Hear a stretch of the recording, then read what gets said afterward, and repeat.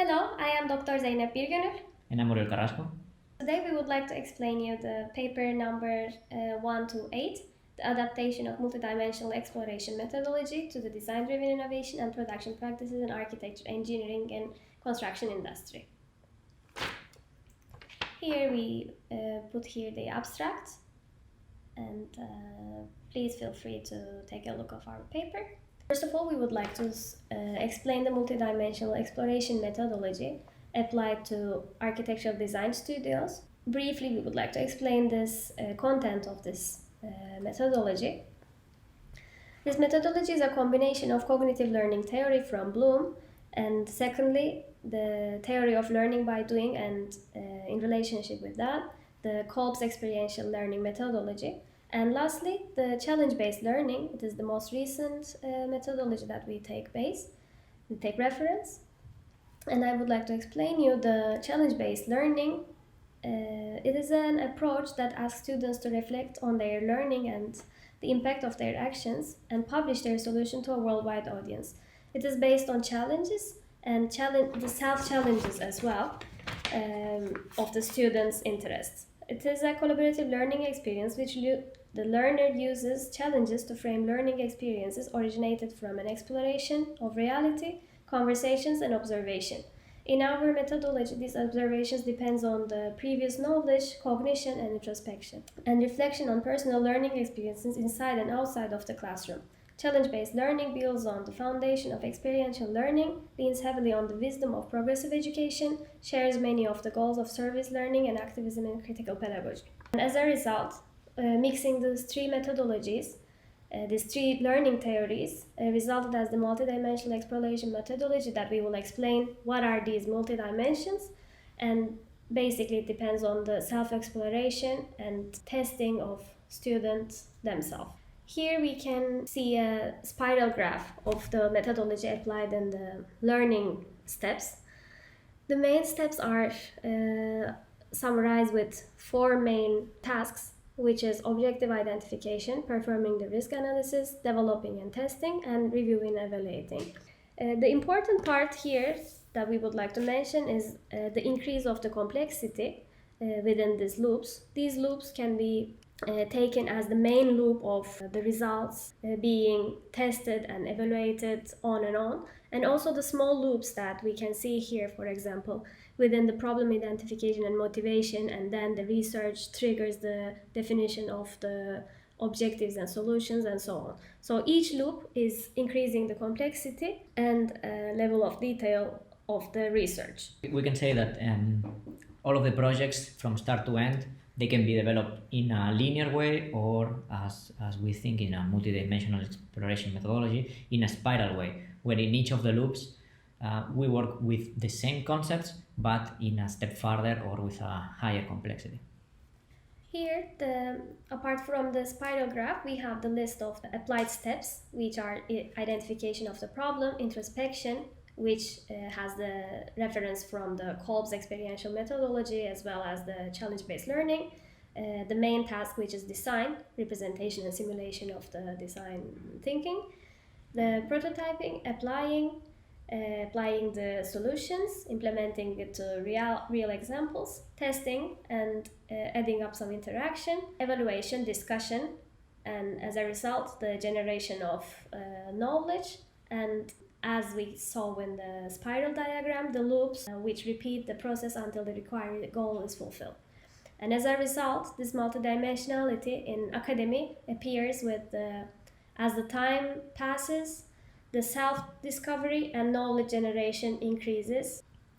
The examples, this methodology is tested with two case studies. These were two architectural design masterclass studios. And here we can see a visualized version of self-development and knowledge flows. As the time increases, the students three-dimensionally develop the knowledge, and this share between self and with the others grow. And this was very interesting for us to observe that each case studio used steps had different varieties. For example, in the case studio 1, the introspection was the most common step to be used, and they repeated this step with more intensity when it's compared with the other ones. But on the other hand, in the case study 2, the prototyping and interaction parts were more valid. According to our focus on this paper, concretely, it is the shift of applied phases from academic research to industrial development. When we apply these steps, the same methodology to industry, this appears with different contexts. For example, in academic research, it's all about learning and self-discovery, but in industrial application, it is about production and developing and prototype. The identification of the problem in academic research, that is a question, but in industrial application, it is an idea that will be developed by this digital design thinking. The topics are the same, but in academia and industry, the order is shifted because the end goal is also different. And another important point in our research interest in this paper is the design-driven innovation. So the multidimensional exploration methodology triggers the design-driven innovation. It is a term from Roberto Verganti in 2009, which tells about the form and function is not enough anymore. And the experience, the meaning, and the added value has to be added for innovative productions. So in our methodology, it is applied with digital design thinking, and it is digested within emerging technologies and new production practices, so that when it is applied to industry in architectural engineering and construction field, it differs from investigation to innovation, and it transfers the discovery to development. Here we can see the spiral graph positioning of the steps that is applied to industry from our methodology.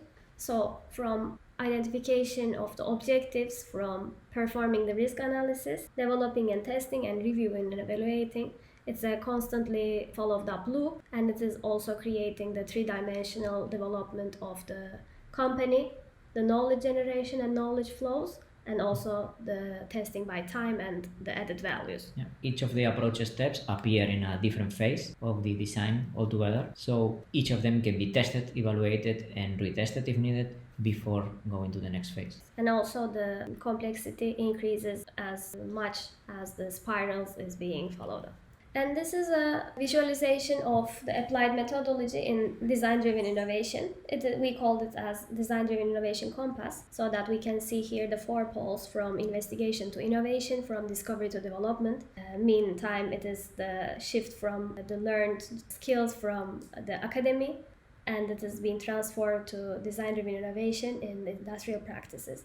So here, steps as idea, prudence, design thinking, and so on, is being followed up with some sub-contexts such as inspiration, cognition, collaboration, co-creation. These are very important subtasks that triggers design-driven innovation. Yeah, we understand that these values repeat in industry because they are coming from the academia. So in the end, it's an applied research, or it's an applied concepts and topics from what the students were learned, and now that they are shifting into the industrial world. In this case, something like that could happen. No? If we are looking at a process of a design-driven innovation, what happens is that there's a loop that defines not only how are the shapes or what are the shapes that we need to achieve, but also all the elements that need to be created in terms of detail, as much detail as we want, in terms of the loops, and also in terms of the construction phase.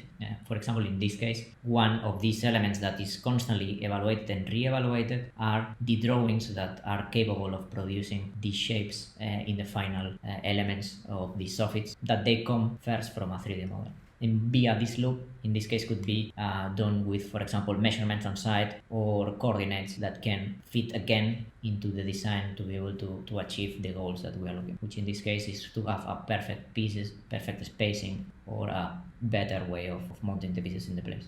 Other examples are about this innovation, for example, for finding, how we can apply for finding to our buildings, or how the energy is one more factor that drives the shapes of these new sustainable buildings that somehow are creating and generating energy for the inhabitants or even for the city.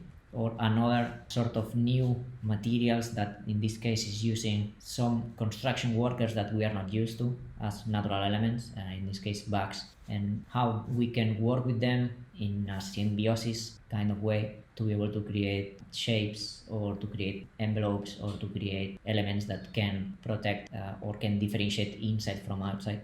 Even some other materials that can be created from animal sheets. So for example, in this case, chitosan from shrimp shells, that it's combined as a biopolymer, and then that innovation creates a material that it's digital, so we can create it and add it as we wish, much more in the sense of the concrete with the formwork. But in this case, as this material is 3D printed, we can deposit more or less material in some parts to be able to have a more or less transparency, more or less structural, or even elements that are reactive and that can have this element of reaction to the public, to the inhabitants, or to the users via sensors and actuators that can change the shape, that can change the interaction with the people.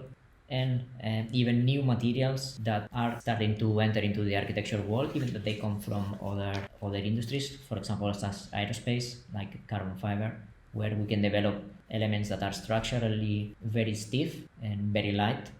And even we can use these materials with new ways of fabrication, for example, robotic fabrication and 3D printing on top of formworks that are made out of inflatable structures. So in the end, we don't have any waste for the formwork types, and we can recycle what we have been doing in terms of moldings, or even understanding the problematics that can happen with the robotic fabrication and how we can bridge this gap, and how the innovation can help us to understand that maybe instead of using robots, we can start using drones as construction workers, like what we saw with the bugs, but this in a more technological approach where we can control them. And even coming back to materials that are very sustainable, in that case, for example, some 3D printing with clay that comes from a kilometer zero approach, local sands that can be used for creating structures, and that can be created inside and come from the side. More or less in the sense of what we already have been seeing in the industry with the 3D printing revolution, and how the concrete 3D printers can achieve very fast buildings, even that they have other structural problems, but we can still build buildings in a matter of hours. But design-driven innovation is not only applied to the construction industry. Of course, there are a lot of other possible approaches to that, for example, as art or as wearable elements that somehow react and have a sensation of what's going on with the ambient via sensors or other actuators. That can be applied also in 3D printing for generating new shapes, new patterns, and new paradigms of what can be achieved with these sort of technologies. And as a final approach, maybe we can think how we can blend this art with something that it's a bit more related to the sustainable environment. So for example, in this case, a series of elements that contains algae that they grow based on the CO2 that the people can inhale in the tubes, but also in terms of art, but same concepts can be applied to facades. So maybe our buildings in the end become machines that somehow capture the CO2 of the cities, and then they can give back oxygen as a air pollution kind of device.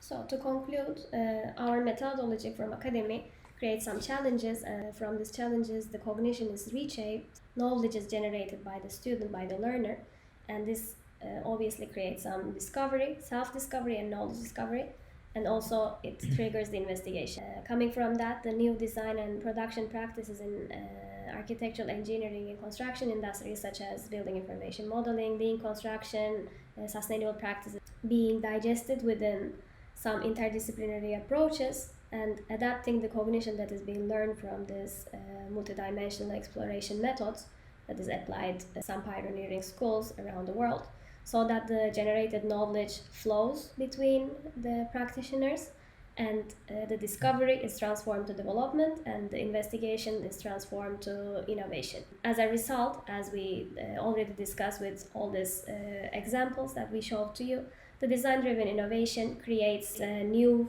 meaning, a new experience, and it puts much more further the form and function, and it creates another layer for a user-centered approach.